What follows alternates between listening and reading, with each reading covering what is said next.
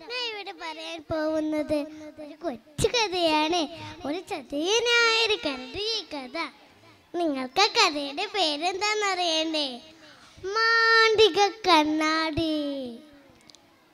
കൂട്ടുകാരെല്ലാവരും ദിവസവും കണ്ണാടി നോക്കാറില്ലേ?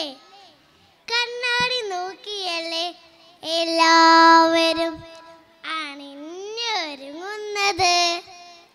എന്നാൽ ഒരു ദുഷ്ടനായൊരു കരടി തൻ്റെ കണ്ണാടി ഉപയോഗിച്ചിട്ട് കാട്ടിലെ മൃഗങ്ങളെല്ലാം പറ്റിച്ചു.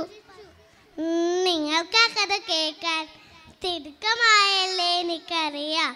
നമുക്ക് ആ കഥ കേൾക്കാം. പണ്ടൊരു കാട്ടിൽ കുറേ മൃഗങ്ങൾ സന്തോഷത്തോടെ ജീവിച്ചിരുന്നു.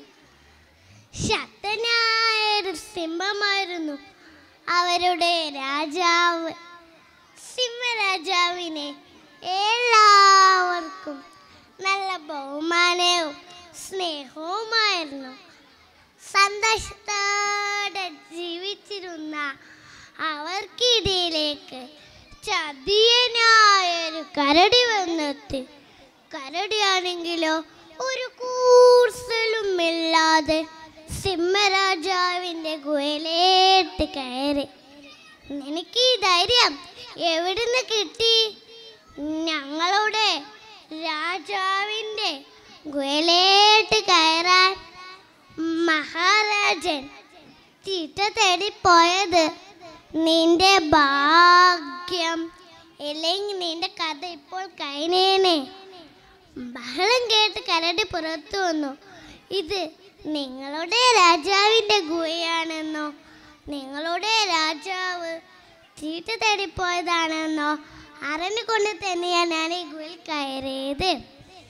ധിക്കാരി, ഞങ്ങളുടെ നാട്ടിൽ വന്നിട്ട് ഞങ്ങളുടെ രാജാവിനെ പുച്ഛിക്കുന്നോ? എന്നോട് കൽപ്പിക്കുന്നോ? ഇന്നു മുതൽ ഞാനാണ് ഈ കാട്ടിലെ രാജാവ്. അപ്പോഴേക്കും തീറ്റ തേടിപ്പോയ സിംഹരാജൻ തിരിച്ചെത്തി. ആരാണ് നീ? ജീവൻ വേണമെങ്കിൽ ഗുഹന്റെ മുമ്പിൽ നിന്ന് മാറി നിൽക്ക്. ഇന്നു മുതൽ ഞാനാണ് ഈ കാട്ടിലെ രാജാവ്. ഇന്നു മുതൽ തന്റെ ഗുഹയാണ്. കരടി പറഞ്ഞു. സിംഹരാജൻ കോപം കൊണ്ടലറി കരടിക്ക് നേരെ ചീറിപ്പാനെടുത്തു. പെട്ടെന്ന് കരടി തന്റെ കയ്യിലുണ്ടായിരുന്ന മാന്ത്രിക കണ്ണാടി എടുത്ത് സിംഹരാജനെ നേരെ നീട്ടി. നിൽക്കവിടെ. ഇതാണ് മാന്ത്രിക പലക. എന്നെ എതിർത്ത ഒരുപാട് മൃഗങ്ങൾ ഇതിനകത്തുണ്ട്. വിശ്വാസമില്ലെങ്കിൽ ഇതിനകത്തേക്ക് നോക്കൂ. ഇവൻ ഞങ്ങളുടെ കാട്ടിലെ രാജാവായിരുന്നു. വരെ ഞാൻ ഇതിനകത്ത് പൂട്ടിയിട്ടു. ഇപ്പോൾ വരെല്ലാവരും എൻ്റെ അടിമകളാണ്. സ്വന്തം പ്രതിബിംബം ആണതിൽ കാണുന്നതെന്നറിയാതെ സിംഹരാജാവും മൃഗങ്ങളും കരടി പറയുന്നെല്ലാം വിശ്വസിച്ചു. തന്നെ സുഹൃത്ത് ഫലിച്ചും കരടിക്ക് മനസ്സിലായി. ഇപ്പോൾ മനസ്സിലായില്ലേ ഞാൻ ആരാണെന്ന്? മര്യാദക്ക് എന്നെ അനുസരിച്ച് കഴിഞ്ഞോണം. ഇല്ലെങ്കിൽ എല്ലാത്തിനും ഞാൻ ഈ മാന്ത്രിക പലകയിൽ പൂട്ടിയിടും.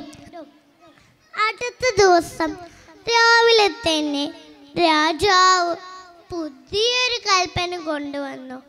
ഇനി മുതൽ ഓരോരുത്തരായി എനിക്കുള്ള ഭക്ഷണം കൊണ്ടുവരണം. മുടങ്ങിയാൽ എൻ്റെ വിധം മാറും. ഇതും പറഞ്ഞ് കരടി ഗുഹയുടെ അകത്തേക്ക് കയറി. മൃഗങ്ങളുടെ സന്തോഷവും സമാധാനവും ഒക്കെ നഷ്ടപ്പെട്ടു. അങ്ങനെ ഓരോ ദിവസങ്ങൾ കടന്നുപോയി.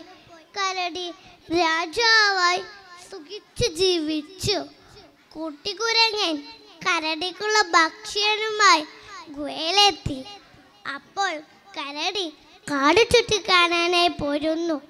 കുരങ്ങൻ ഗുഹ ചുറ്റി നടന്നു.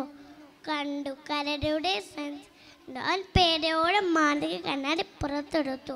അതിൽ നോക്കി അവൻ സ്വന്തം പ്രതിബിംബം കണ്ട് അത്ഭുതപ്പെട്ടു. അവൻ സൂക്ഷിച്ചു നോക്കി. അവനക്ക് കാര്യം മനസ്സിലായി. അവൻ വേഗം കണ്ണാടി സിംഹരാജന്റെ അടുത്തേക്ക് ഓടി. കരടി കളി എല്ലാവർക്കും മനസ്സിലായി. മൃഗങ്ങളെല്ലാവരും കരടിയെ തേടി ഗുഹയിലെത്തി.